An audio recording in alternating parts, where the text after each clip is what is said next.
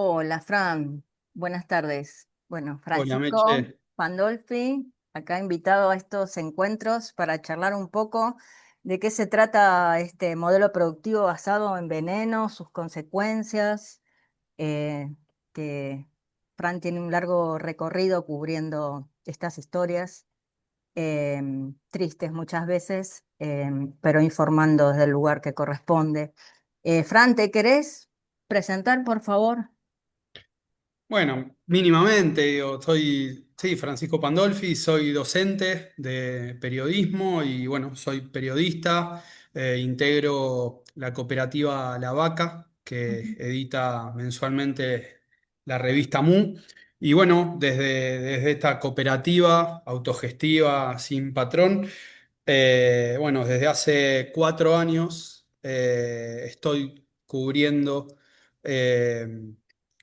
lo que causan, ¿no? Los agrotóxicos, las enfermedades, yendo a los territorios, hablando con las personas, que ahí me eché un poco cuando me invitabas a esta entrevista, un poco te decía, digo que quienes tienen que hablar son los territorios que ya hablan, quienes tienen que hablar son las personas que ya hablan, y ya hablan un montón, ¿no? Ya hay evidencia por doquier, evidencia que abunda, y sin embargo los territorios y las personas siguen hablando, la ciencia digna sigue generando evidencia como si hiciera falta. Y bueno, desde MU y desde este trabajo que la cooperativa viene haciendo hace muchos años, y yo particularmente hace 4, bueno, tratamos de ir a esos lugares para ayudar a esa difusión.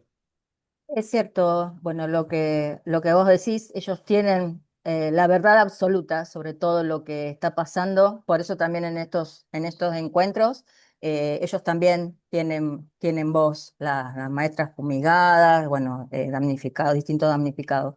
Pero es importante desde tu lugar porque vos también en muchas ocasiones fuiste su voz para retransmitir a la gente que no está informada sobre lo que está pasando, sobre temas que muchas veces de la prensa hegemónica están invisibilizados y con intención, ¿no es cierto?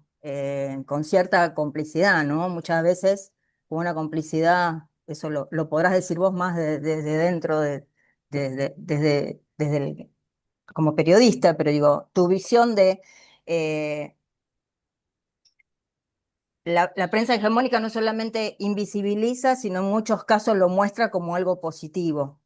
Y ustedes son la contracara muchas veces, por suerte, de los medios alternativos para mostrar realmente la verdad de lo que está pasando.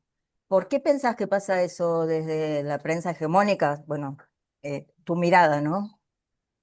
Bueno, ahí un referente, un estandarte del periodismo digno, Rodolfo Walsh, periodista desapareció, él decía, ¿no? Bueno, la realidad, digo, lo que pasa está a la vista. Digo, no es que hay que, ¿no? Ser un periodista de investigación. Para algunas cosas sí, obviamente, que se quieren tapar, pero por ejemplo, en el caso de las fumigaciones, de los pesticidas, de los agrotóxicos, está todo a la vista, ¿no? Ujú. Desde hace un montón de años.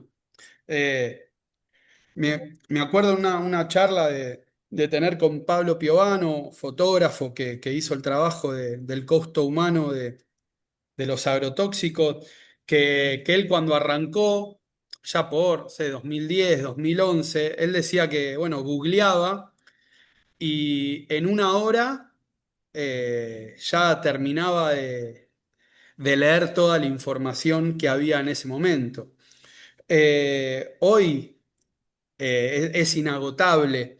Y bueno, ya que mencioné a Pablo, su laburo es fotográfico, deja en evidencia que ya está, digo, esas imágenes hablan por sí solo, por sí solas de lo tremendo, de lo injusto, de lo perverso, del extremo, ¿no? de lo extremo que generan los pesticidas. Entonces, está a la vista entonces, ahí creo que no hay grieta, ¿no? Es contar lo que se ve o no contarlo. Y no contarlo es ser cómplice. Para mí ahí no hay medias tintas, no hay eufemismo. No contarlo o a veces mentir y hacer notas a favor del modelo, como muchas veces pasa, ¿no? Y con el alcance que tienen además los medios hegemónicos, ¿no? Para, para querer tapar toda esa verdad que ustedes intentan todo el tiempo sacar a la luz, ¿no? Sí, y por eso me parece importante que creo que a los medios, qué sé yo, autogestivos, que no tienen esos intereses detrás y que por pauta entonces callan o si no callan, tergiversan o mienten o minimizan los impactos que pueden tener, en este caso los agrotóxicos.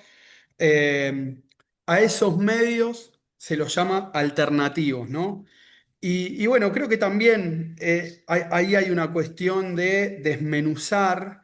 Lo alternativo parece como lo secundario, ¿no? Sí, Bueno, lo alternativo a algo o superior o sí, sí, sí. principal. Y creo que ahí también desde los consumos ¿Cómo, personales, cómo ¿sí? deberíamos llamarlos? Porque está bueno ver. Y yo creo que hay medios de comunicación Mm, y hay medios de descomunicación, ¿no? Medios de información y medios de desinformación. ujú, Y ponerle el mote de alternativo me parece que nos termina minimizando y que en todo caso serán esos medios que tienen intereses mezquinos, los alternativos a los medios que intentamos, mejor, peor, pero de manera digna, comunicar lo que vemos. Y bueno, para eso también no es solo la intencionalidad de mirar, sino también de moverse, ¿no? De ir a los territorios. ujú. Porque es ahí cuando uno ve, por ejemplo, no sé, en el último viaje, es ir a Entre Ríos y conocer a Leandro, que es un enfermero de una salita, de una aldea, que está recorriendo casa por casa para hacer un relevamiento, porque empezó a ver que en su familia había caso de cáncer, que al lado de su casa había caso de cáncer, que enfrente había caso de cáncer, y empezó a hacer, ¿no? A pulmón, él solito, un mapa, ¿sí? Un relevamiento casa por casa en aldeas rodeadas de cultivos, ¿no? De cultivos transgénicos, de veneno. Y es ir a Vigán, en Santa Fe, y no en 2010, no en 2014, y hablar con distintos colectivos de mujeres que en el proceso en el que están hoy les cuesta salir por ahora a denunciar con nombre y apellido, porque también hay miedo, porque también hay soledades, porque también hay un montón de ejemplos de vecinas y vecinos que han sacado la voz y denunciado, y después no es lo mismo vivir en una gran ciudad con un montón de posibilidades que en pueblos de muy pocos habitantes, con una economía ínfima en relación a otras ciudades y demás. Y bueno, ese colectivo de mujeres empezando de a poquito a denunciar porque lo que empezaron a ver es que en el muro de Facebook había una mujer que la tenían que despedir por cáncer y se enteraban que en la funeraria había otra mujer joven que había muerto por cáncer. Bueno, el no ir a esos territorios también ahí es una decisión, además de lo económico, pero que también hoy como medios nos obliga, por lo que pasa, bueno, a decidir dónde ponemos la mirada y ni hablar en un contexto de avanzada de los extractivismos, y ni hablar el extremo, bueno, de la ley que se empieza a hablar en la Cámara de Diputados para fumigar a 10 metros de las casas, ¿no? Que volvemos a esas imágenes de Piovano hace 15 años, que era el extremo de lo tremendo en los cuerpos. Bueno, el extremo de la perversidad creo que es esta ley que, que viene y que tendría que hacer un montón de ruido y también por todos estos intereses que hay, no hace tanto ruido, ¿no? O Ujú. hace menos de lo que debería. Y vos que tenés esa experiencia de haber estado en los territorios, ¿qué opinión te merecen las buenas prácticas? Porque esta ley está basada en esas supuestas buenas prácticas que si este modelo se aplicaran bien los venenos, pareciera que no enfermaría, no sería tóxico. em, Eh, Mirá, Meche, a ver, yo soy periodista, eh, trato de hacer de la mejor manera el trabajo, de informarme, de leer los estudios científicos, y hay un montón de evidencias concretas, ¿sí?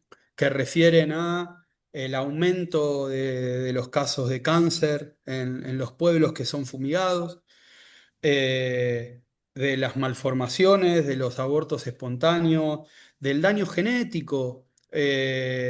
Digo, hay una científica como Delia Ayasa que ya hace años que descubrió el daño genético. Hay fallos judiciales que agarran a esas pruebas científicas que reflejan el daño genético que generan los pesticidas. Entonces, está a la vista, ¿no? No hay manera de que pueda haber buenas prácticas con venenos. No la hay. Ujú. Y ahí vuelvo, no hay grieta, ¿no? No, Y y está comprobadísimo que las derivas son incontrolables, ¿no? bueno, también hay estudios científicos concretos. Bueno, yo para la última MU del mes pasado, parte de este viaje eh, que hicimos con Pablo Piovano, una cobertura colaborativa entre MUI y la UEN. Fuimos a Entre Ríos, a Santa Fe, aparte de la Ujú. provincia de Buenos Aires, para esto, para movernos, para recorrer los territorios. Y, y hablé, digo, entrevisté a Karina Gallegos, que es la secretaria de Agricultura de Entre Ríos. Entre Ríos, digo, para poner en contexto, es como la ley que hoy se quiere aplicar a nivel nacional, tiene la antesala en Entre Ríos, ¿no? Que está vigente, se votó a fin del año pasado y ya entró en vigencia este año y se puede fumigar con dron, ¿sí? A 5 metros de los cuerpos de agua, a 10 metros de vivienda, a Sobre las 15 metros de escuelas escuelas, no rurales, importa. un delirio. Bueno, hablando con Karina Gallegos, la secretaria de Agricultura, ¿sí? De la provincia, en donde ya rige esta ley, ella me decía que no estaba enterada de, por ejemplo, los estudios de Delia Ayasa. Entonces digo, tanto si me dijo, si me mintió o si no me mintió, que yo, ¿por qué no? Elijo creerle, Es grave. bueno, es grave, Cualquiera de las dos opciones es muy grave. es muy Grave. grave, Ujú. exactamente. Porque están decidiendo sobre nuestra salud, sobre la salud de los territorios, y es criminal, ¿no? Son criminales esas decisiones. Em, Pensaba, digo, me gustaría que puedas contar de esos lugares donde fuiste, donde los compañeros están organizados, donde se dan luchas. Porque un poco, bueno, cuando iniciamos la charla, yo dije medios alternativos, por una manera de nombrarlo, merecen Ujú. todo mi respeto, el trabajo que hacen ustedes, agradecidísima, y no lo dije para nada despectivamente. No, obvio.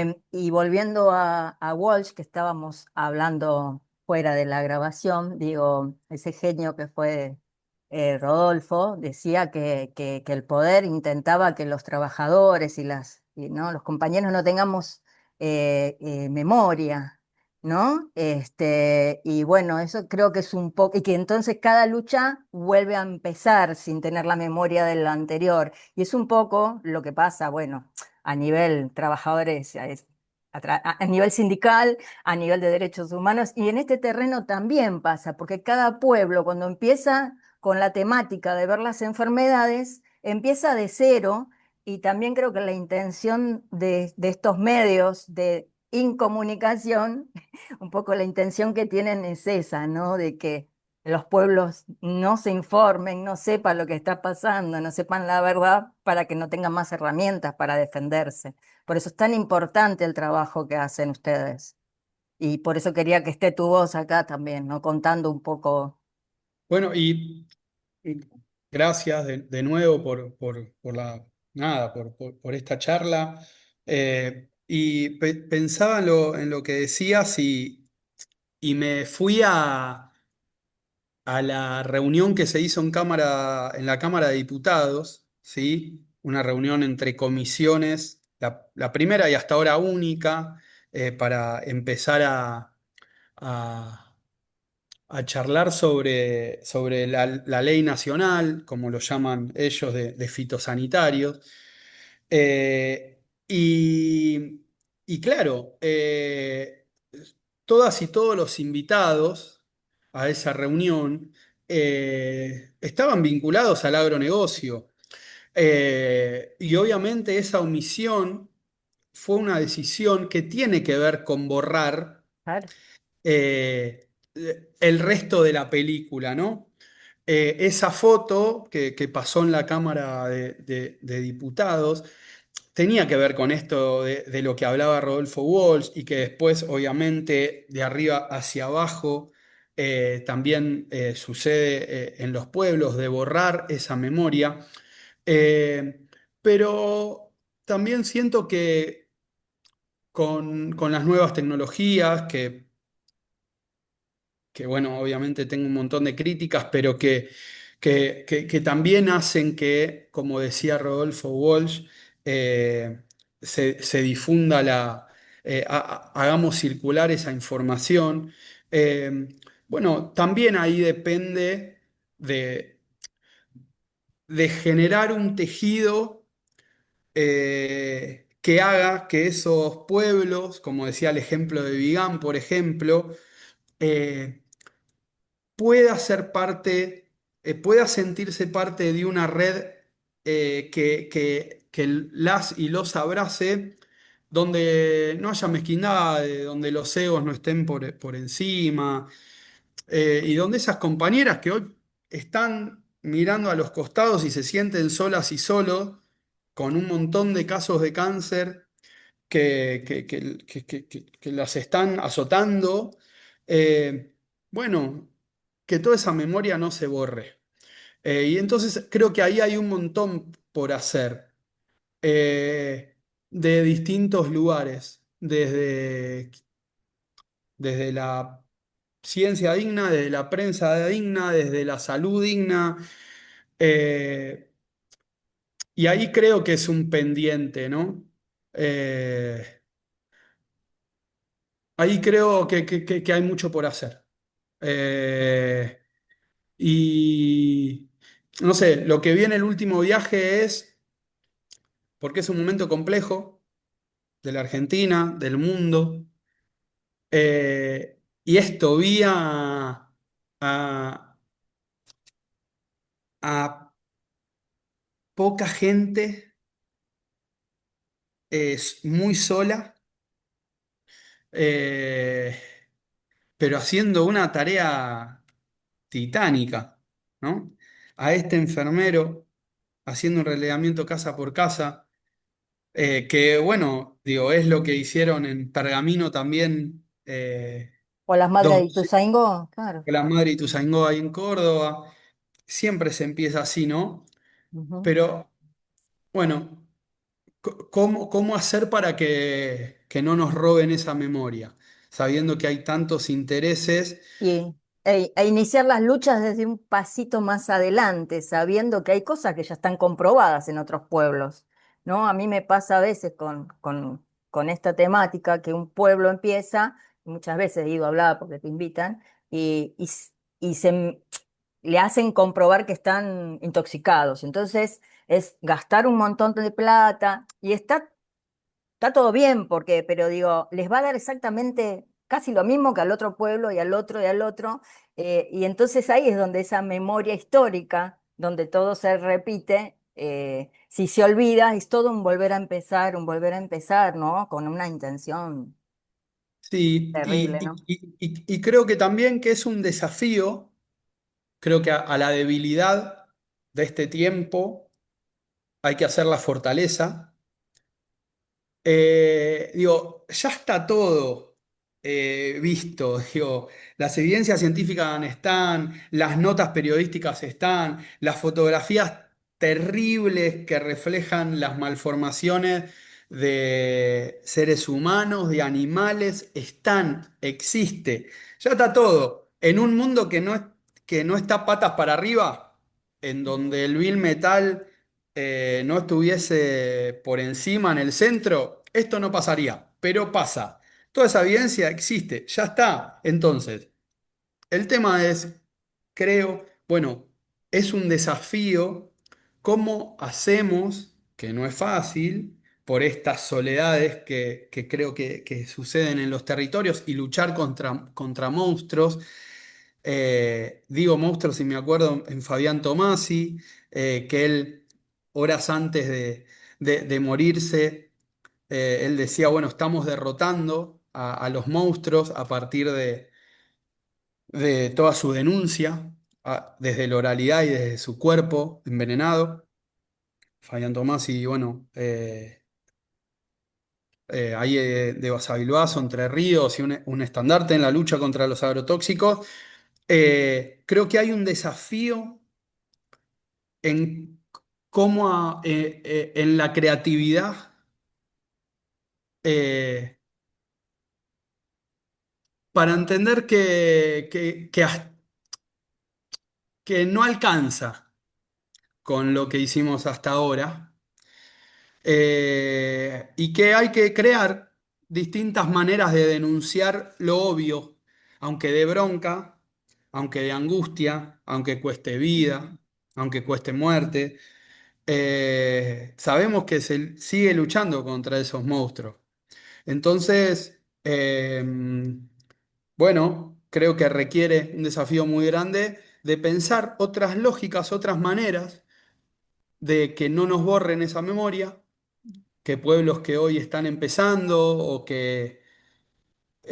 que están reactivándose o que se ha desinflado esa lucha por cansancio o por otras cuestiones, bueno, ¿cómo hacer? eh, para poder contar lo que pasa, quizá desde otras lógicas que, que puedan generar nada, un mayor involucramiento de otras miradas que quizá hoy están, valga la redundancia, mirando hacia otro lado. ¿Y podés contar dentro de esos pueblos, esos lugares que visitaste, alguno así como que te resulte más significativo para ilustrar lo que pasa en un pueblo? No sé, lobos, el que vos quieras, o que más Mirá, recuerdes, qué pasa con la gente, qué pasa con la tierra, con el aire. Sé que en Lobos hay 22 pesticidas, han salido en el agua de red. Lo que vos quieras contar que ilustre un poco lo que pasa en los lugares donde se fumiga directamente, ¿no?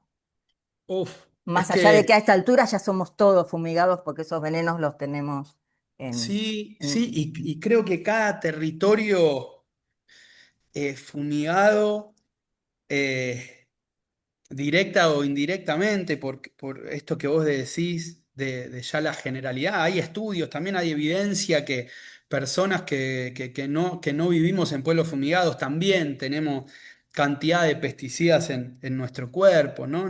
Ujú, Entonces, por eso vuelvo con, ya digo, sobre evidencia. No hay que seguir construyendo ujú. eso para que cambie algo, porque sabemos que con los intereses que hoy están por delante no va a cambiar. Aunque No hay, haya. Y no hay una salida individual tampoco a esto, ¿no? Es una salida desde abajo y tiene que ser una salida política, digamos, porque no hay una salida individual. Re- Pero sí, es cierto que hay más, hay gente más afectada que otra. Ahí me avisan que Sí, en 10 minutos se corta. bien. Hay gente más afectada que otra. Por eso, de los lugares que fuiste donde viste tanto damnificado, ¿no? Por estos venenos. ¿Querés Mirá, contar algún lugar o en general qué es lo que sí, pasa? sí, sí, empezaba por lo general, pero para ir a lo particular, que cada territorio tiene cantidad de historias. Eh, a ver, en el último viaje, el mes pasado, a Entre Ríos, eh, pensando cómo contar en la nota para la MU, tanto en una sola nota, empecé como armando como si fuese un decálogo, como si fuesen piezas que para mí reflejaban una provincia, como en este caso Entre Ríos, pero que también era el reflejo del país y del mundo. Y entonces contaba la historia de Ariel, ¿sí? Un vecino que vive rodeado de cultivos, rodeado de veneno, que tiene a su hija con daño genético, ¿sí?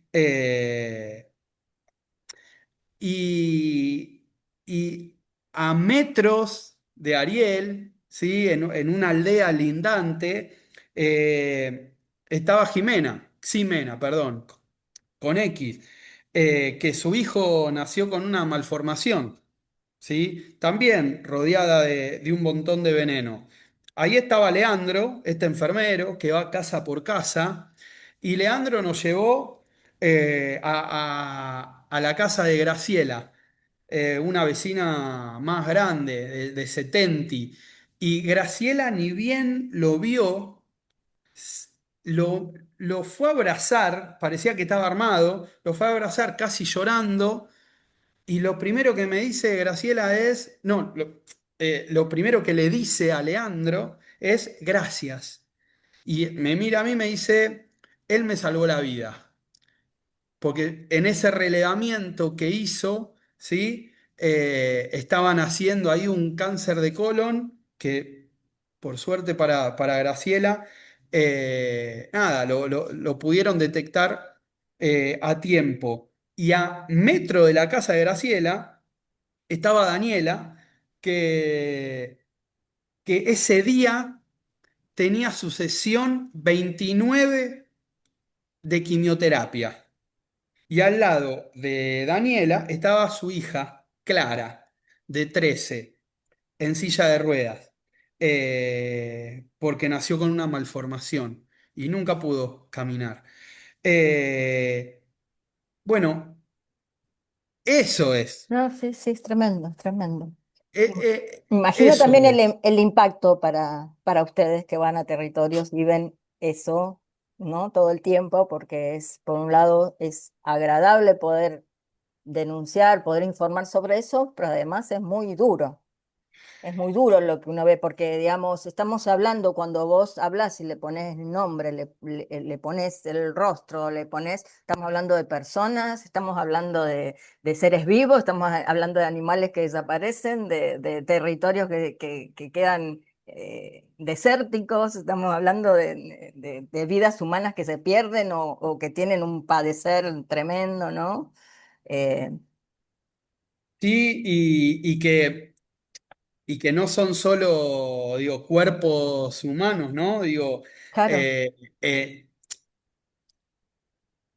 toda esta zona de todos estos casos está lindante, es un montón de arroyos que desembocan al río Paraná y que una de las últimas investigaciones de Rafael Lachmanovich, digo, determinó el récord de glifosato en tremendo, esos sí. cuerpos de agua. Ujú. Y en una aldea cercana de ahí, eh, fuimos a hablar con el director de una escuela rural que la acaban de cerrar, igual que un proceso en Entre Ríos se están cerrando. Hasta ahora se cerraron alrededor de 50, pero hay una intención del gobierno provincial de cerrar alrededor de 300 escuelas rurales por el avance de la frontera Claro, agropecuaria que hace que haya menos estudiantes en las escuelas y entonces cierran las escuelas y entonces, digo, tiran más veneno. Todo ese efecto dominó hace también al hacinamiento en las ciudades y es todo un efecto que también envenena, ¿no? claro. Bueno, Tóxico. en ese marco, asambleas que luchan, ¿sí? Como la coordinadora ahí Basta es Basta, que todos los martes sigue marchando en Paraná, en frente a la Casa de Gobierno, un montón de vecinas y vecinos enfermos que luchan en soledad, en grupalidad, y en el medio un gobierno que a través de la Secretaria de Agricultura no conoce las últimas evidencias científicas, ¿no? Y entonces avalan una ley donde se puede fumigar a 5 metros. Ujú, Bueno, todo eso cuentan los cuerpos y los territorios. ujú. Y está a la vista. Bueno, Fran, esto queda ahí, breve unos minutos nomás. No sé si querés agregar algo, yo te agradezco muchísimo tu mirada, todo el trabajo en los territorios, acercarnos las voces de esos compañeros, de esos vecinos que de otra manera seguramente no serían conocidas, no podríamos denunciarlas, ¿no? Me parece importantísimo. Eh, Así que... Mil gracias. No, por favor, gracias a vos por este espacio, por esta charla, bueno, por todo lo que haces hace un montón de años. Y bueno, me parece que es un desafío pensar cómo eh, mm, hacemos entender al resto de la sociedad lo que significaría que se vote eh, la ley nacional que hoy quieren llevar a diputados y senadores eh, y que pulverizaría a 10 metros en aplicaciones terrestres, a 45 metros en aéreas, ya viene siendo criminal. Ya la realidad es que esa ley está vigente en un montón de territorios, aunque no lo Ujú, esté. Y sí. eso es real. Pero bueno, creo que así como eh, leer el proyecto de ley da mucha bronca, creo que también vuelvo a la debilidad de este momento, a ser la fortaleza, porque creo que también se puede aprovechar para volver a poner sobre la mesa este flagelo que viene haciendo tanto daño eh, y que creo que si se es inteligente y se buscan maneras creativas de difundir qué significa este proyecto de ley, creo que puede ser un boomerang.